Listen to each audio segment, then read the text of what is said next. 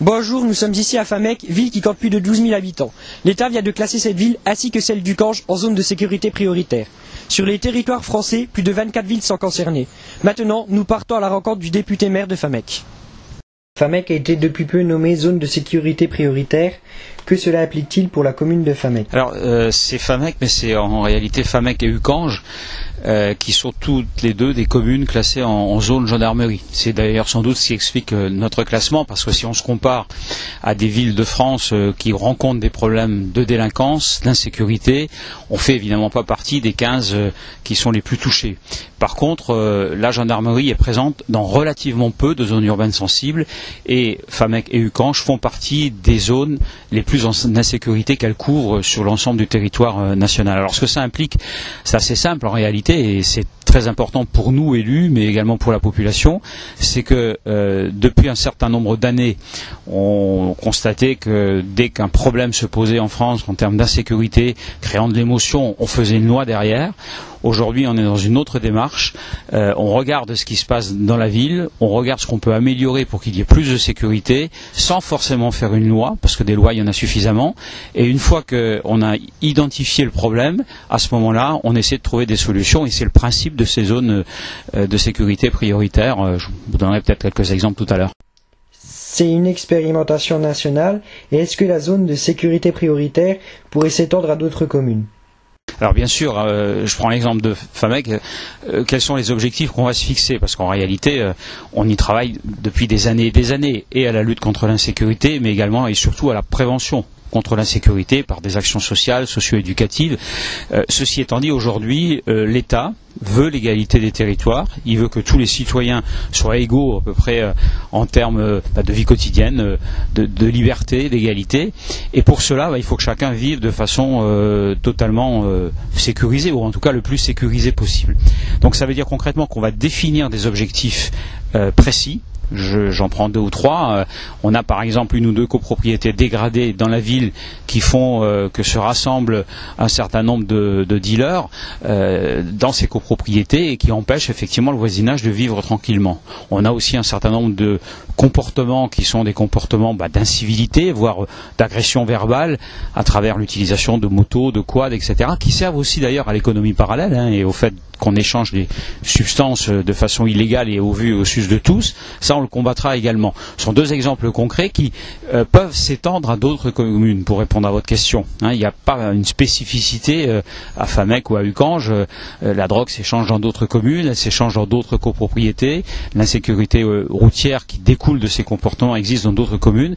On va essayer d'appliquer un certain nombre de méthodes ici, qui ensuite s'étendront en fin d'année ou l'année prochaine à d'autres quartiers. Quelle que soit d'ailleurs la taille des quartiers, il y a des très gros quartiers avec de très gros problèmes, et il y a des quartiers plus limités comme le nôtre, avec des problèmes réguliers, moins importants, mais qui doivent néanmoins être traités.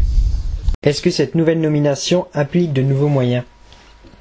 Alors dans l'immédiat non, puisque le projet de loi de finances est déjà voté et donc il n'y a pas de rectification cette année de ce projet de loi de finances et donc pas de création d'emplois nets cette année. Par contre oui, clairement dans les années qui viennent, le gouvernement a indiqué qu'il avait fait de l'éducation nationale, de la justice, de la police et de la gendarmerie des priorités en termes d'emploi. Ce sont les seuls départements ministériels qui vont créer des emplois.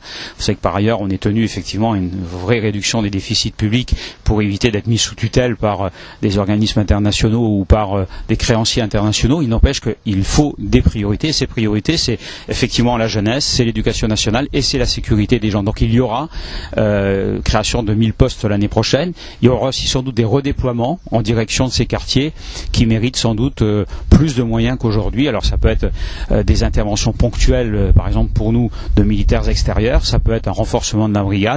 Ça peut être peut-être aussi une ouverture plus large des horaires de la brigade, ce que j'avais déjà demandé dans le passé. On verra. En tout cas, c'est l'expérimentation qui déterminera la nécessité de mettre en œuvre des moyens ou constants ou ponctuels supplémentaires dans le quartier. Je crois qu'on est dans une phase de démarrage. On est satisfait d'avoir été retenu, sans vouloir d'ailleurs stigmatiser, on le voit ici, on est particulièrement tranquille. Pour autant, il ne faut pas nier les réalités.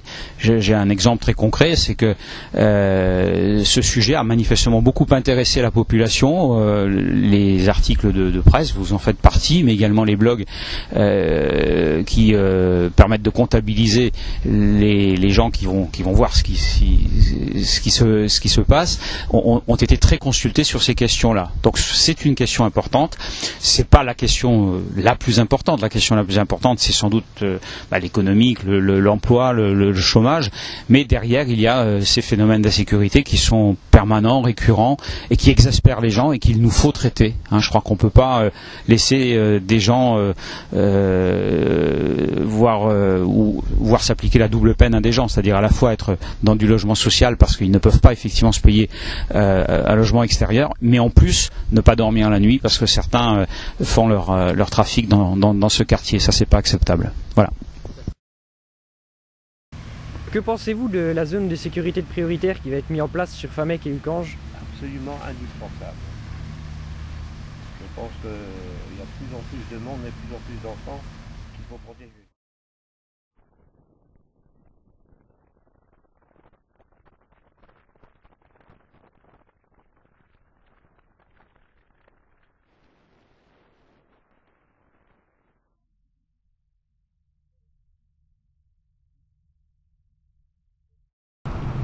Que pensez-vous de la zone de sécurité prioritaire pour Famec et Uckange?